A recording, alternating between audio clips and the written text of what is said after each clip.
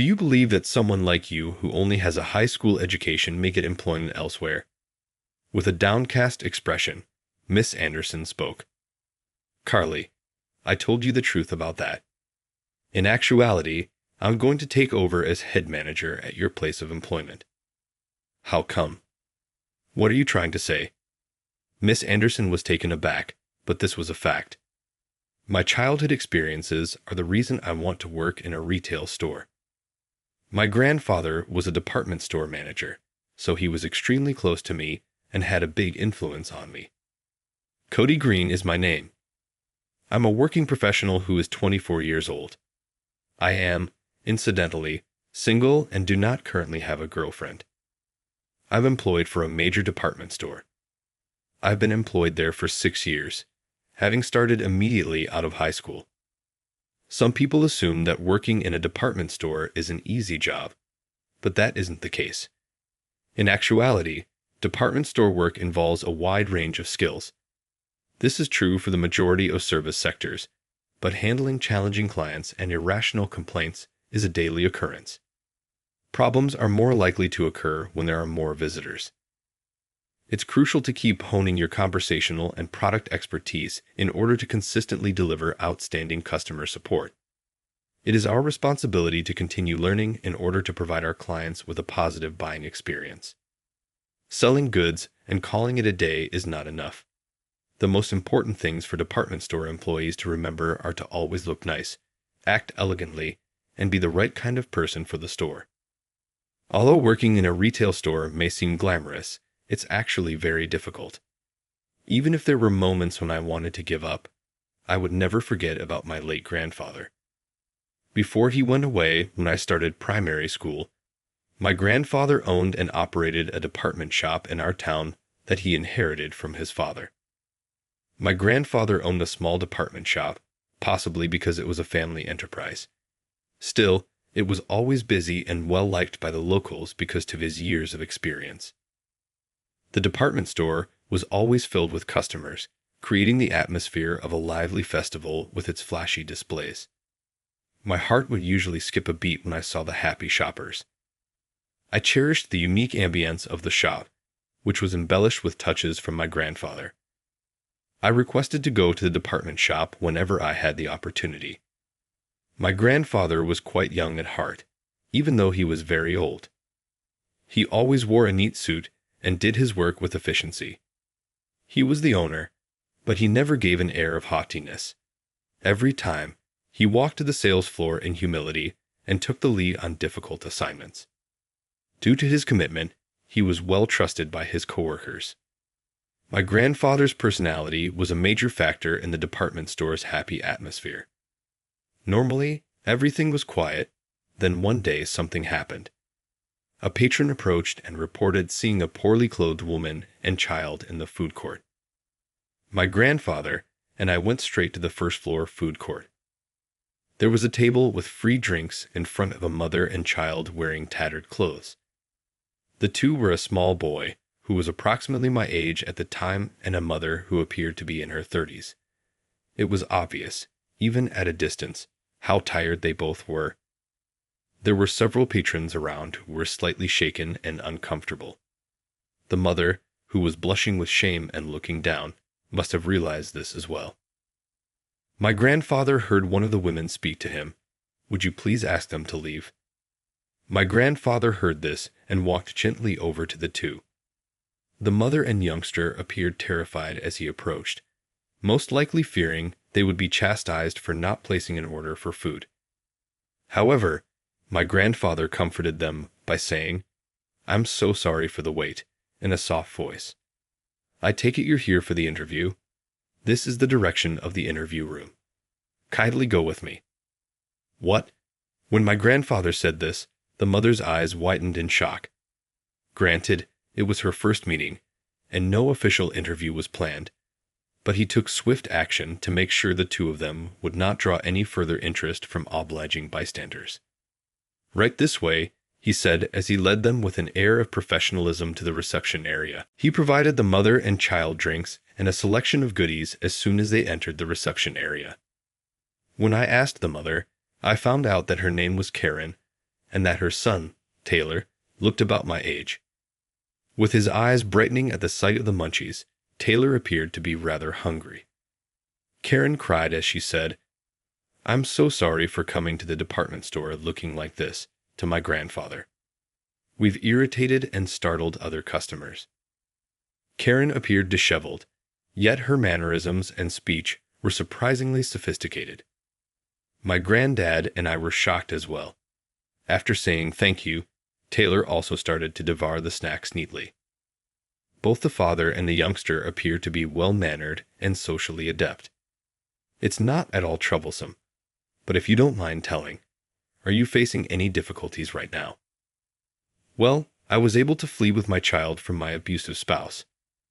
Daddy was a very frightening person. Even at his young age, I felt empathetic as I stated to Taylor, "That sounds tough."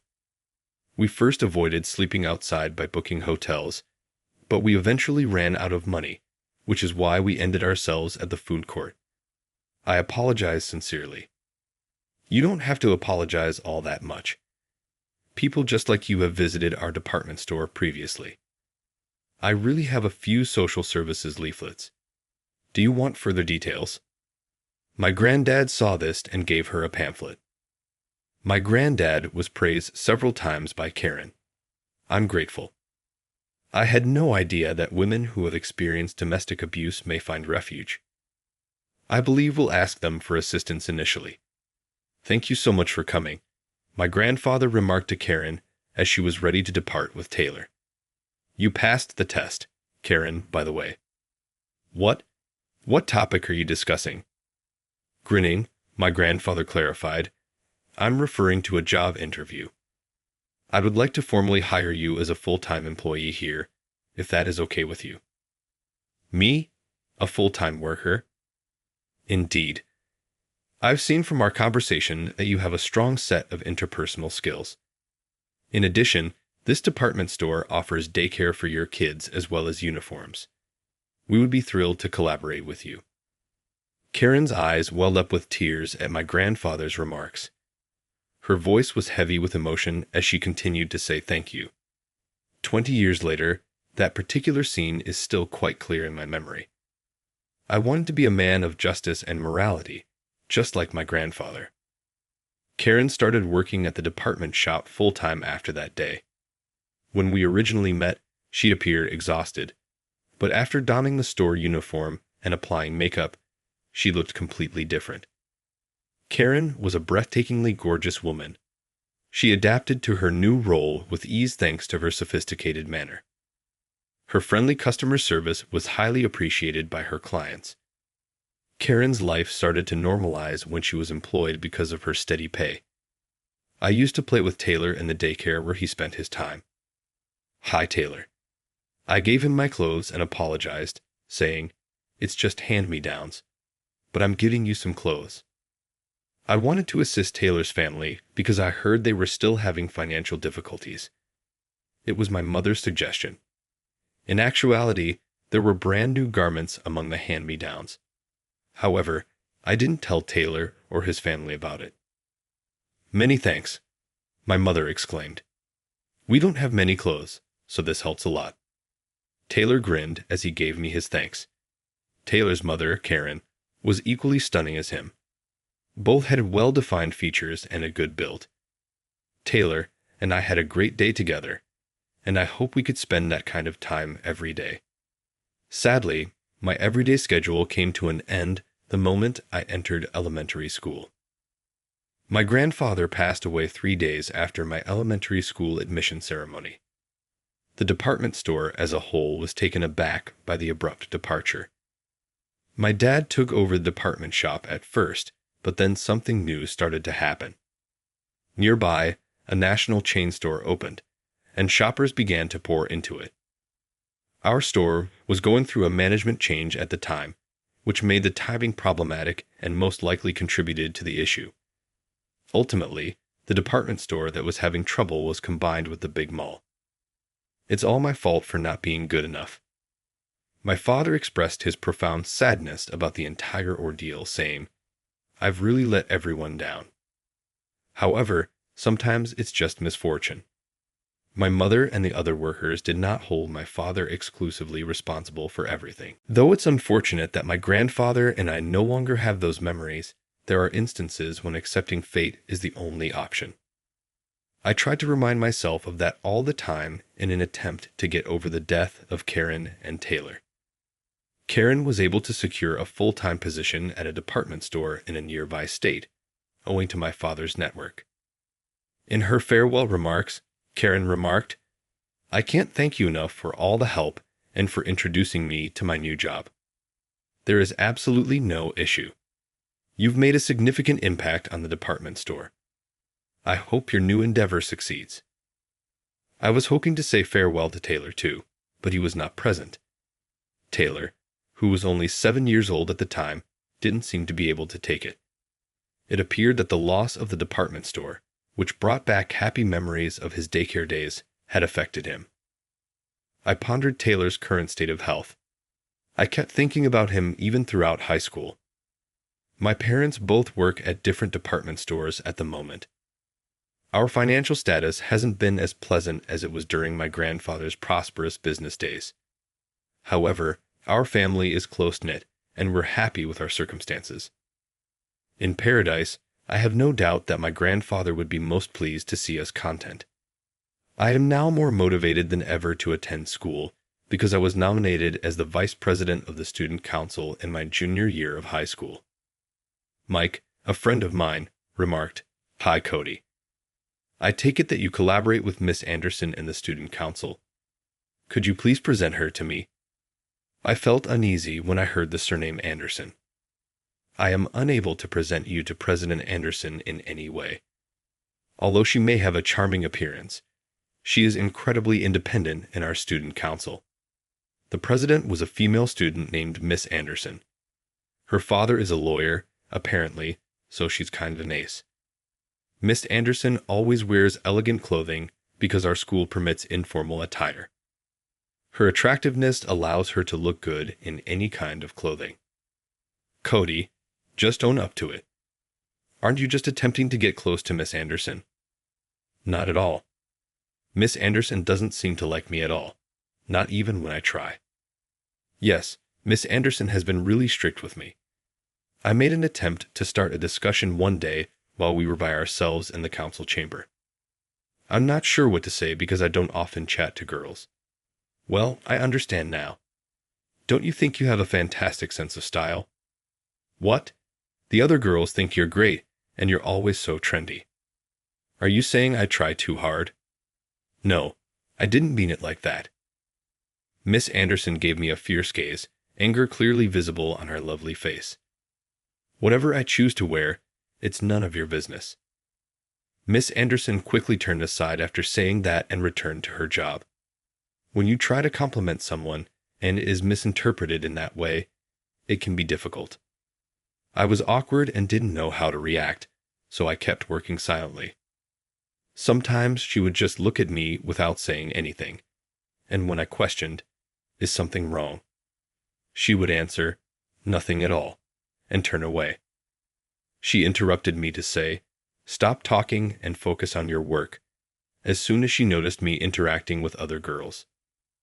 Mike responded, "Well, Miss Anderson was chosen as the student council president, and she's pretty popular among both boys and girls," after I told him the Miss Anderson anecdote.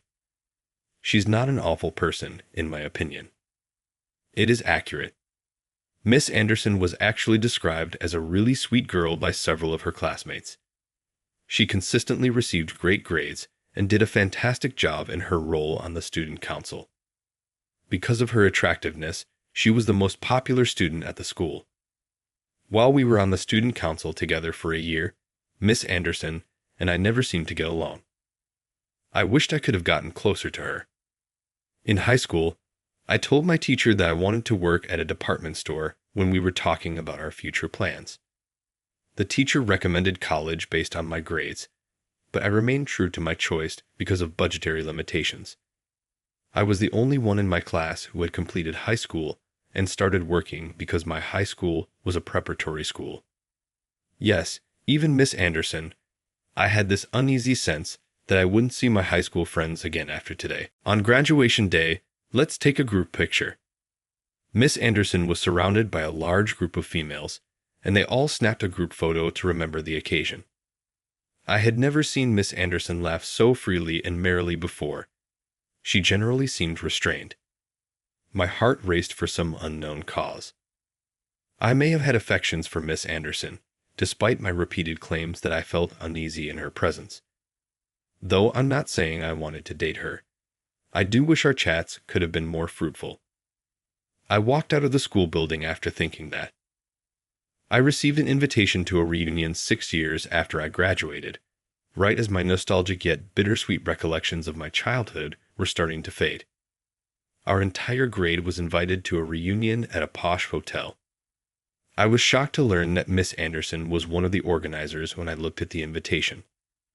Her last name hasn't changed, and it appears she's still unmarried, which surprised me because I assumed she would have gotten married by now given her beauty and wealthy upbringing.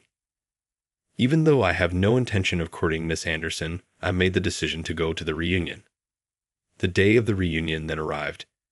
There were many more people than I had anticipated when we made our way to the hotel.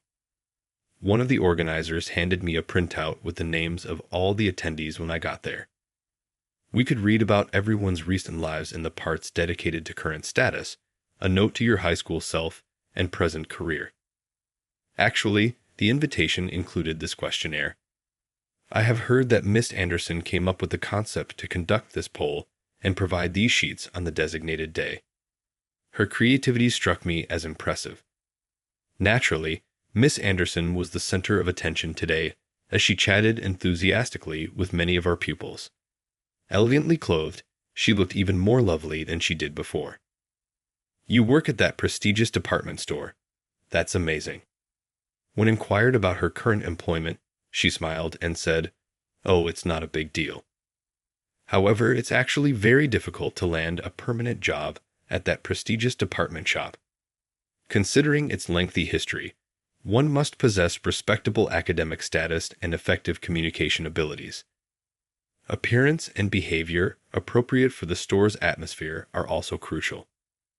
Miss Anderson was presumably considered a good fit for the store and extended an offer of employment because she attended a prestigious university and had impeccable manners and looks.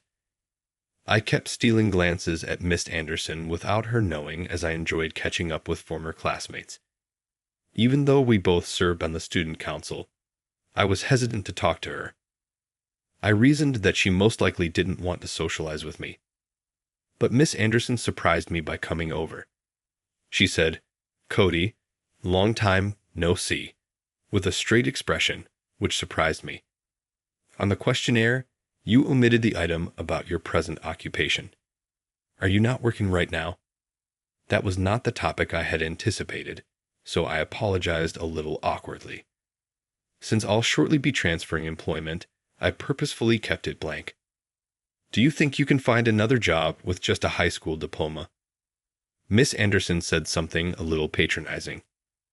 Actually, I'm about to become a manager at your department store, I said in a cool, collected manner. How come? What do you mean? She questioned, startled. That was the indisputable reality.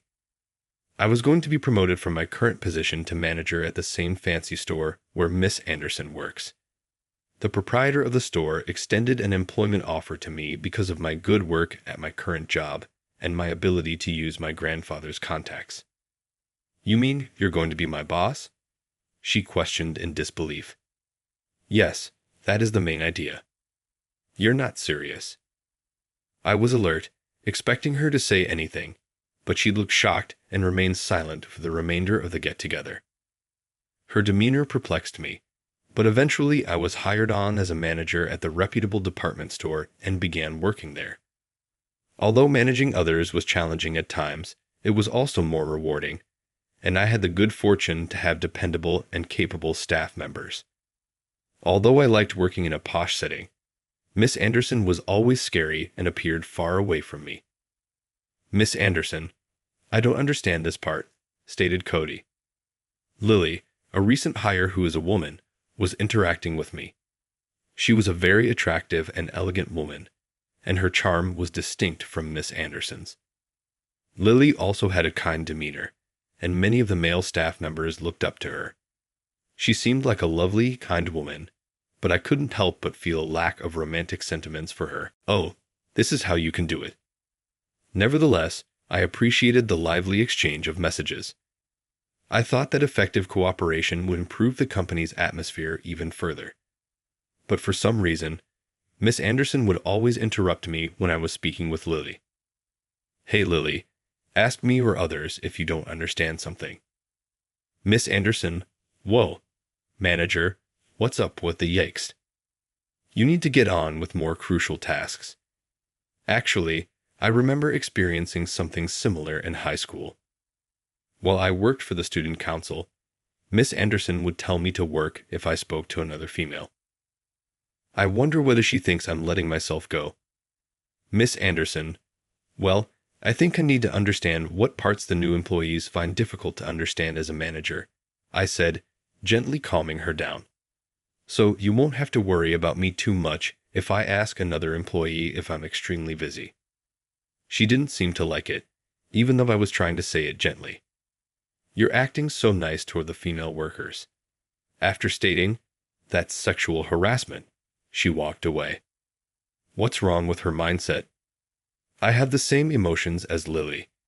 I questioned why Miss Anderson, a normally sober woman, gets worked up over me. I questioned whether I would always be spending my time in this manner without ever being able to comprehend her, much like I did in high school. Although I was concerned about Miss Anderson, I was once invited to a drinking party at work.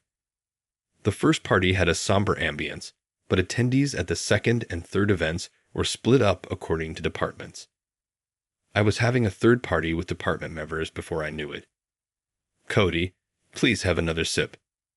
Oh, I'm okay. Miss Anderson was the only one who drank silently by herself and didn't talk to anyone, although Lily and nearly everyone else were heavily intoxicated. I couldn't enjoy drinking as much as I wanted to because I was worried about her as a boss. Why am I worrying so much about her, I wonder? Lily, let's spend the evening together. You're a little too inebriated. Lily came over to me with more aggression than she usually shown, thanks to the booze. Miss Anderson started weeping out of the blue while I was pondering how to handle it. So be. Stupid. Is Miss Anderson doing okay? What's that? Because they were intoxicated, none of the other members, including Lily, seemed to realize that Miss Anderson was crying. I wanted to leave her there subtly so no one would know. Miss Anderson, it appears that you are not feeling well, I informed her. You can ride with me to the station. At that moment, I left the party. Since everyone was already inebriated, no one seemed to notice or care that the two of us had vanished. Miss Anderson and I went to a local park first. I reasoned that she might get quieter for a little while if we sat on a bench there. I gave her the bottle of water I had purchased, and after she took a sip, she seemed a little more at ease. Miss Anderson, what is the issue? Has anything occurred? She stared at me, tears welling up in her eyes as I asked this. It made me very upset to think that Lily might take you away from me, Cody. How come? My uncertainty further increased when I realized that Miss Anderson had called me Cody, a surprising revelation that momentarily left my thoughts blank. Miss Anderson, are you intoxicated? This isn't how I would communicate my feelings if I wasn't intoxicated. Ah, the good old days, when we just played together innocuously. I didn't know what she was discussing. You refer to your high school days. No, that was in preschool, when you and I were much younger. Oh, then it dawned on me. It dawned on me that Miss Anderson was actually Taylor. She was Taylor, but I had always called her by her last name. However, I recalled having fun with a boy. But your last name was different. Wait. Furthermore, Taylor wasn't a boy's name at the time. Since I wore hand-me-down clothes and had a short hairstyle, people assumed I was a male at the time. Particularly after Cody handed me his old guy clothes, I wanted to tell everyone that I was a girl, but it got tougher. In addition, my mom remarried, changing my last name. It was unbelievable to me that Taylor was Miss Anderson, the popular girl in school. I was momentarily stunned. Miss Anderson does, in retrospect, look a lot like Taylor's mother. It was astonishing to realize that Taylor had become such a lovely and mature woman as she grew older. She went on, tears streaming down her cheeks. Remember, I never said goodbye to you when we were little. As an adult, I can better appreciate how devastated I was when our beloved department store closed. I felt a little resentful of your parents and you. Miss Anderson, I apologize for how coldly I treated you in high school, but I know it was unavoidable. I wanted to identify myself as Taylor and step ahead, but I didn't want you to see my frail side from that time. I got dressed and concentrated on how I looked. We're back to working together, but I still can't be completely honest about how I feel. It's pitiful, which is why I lost it. I sincerely apologize. Taylor. I called her that for the first time in a very long time. She seems momentarily taken aback. I too missed my grandfather's department store, but our friendship will last a lifetime and the memories will never fade. There is always room for improvement between us. Nothing has changed. Cody Taylor grabbed me and called my name. I became aware of how much she had suffered and fought because of her fears as I gave her a hug. I wanted to appreciate her scars and everything. She was Taylor, so I suppose that's why I was drawn to her. We began dating and had a wonderful working connection from that day on. She smiled and continued, I want to become a wonderful department store manager, just like your grandpa. She was so radiant. We must have reconnected because of my grandpa's generosity.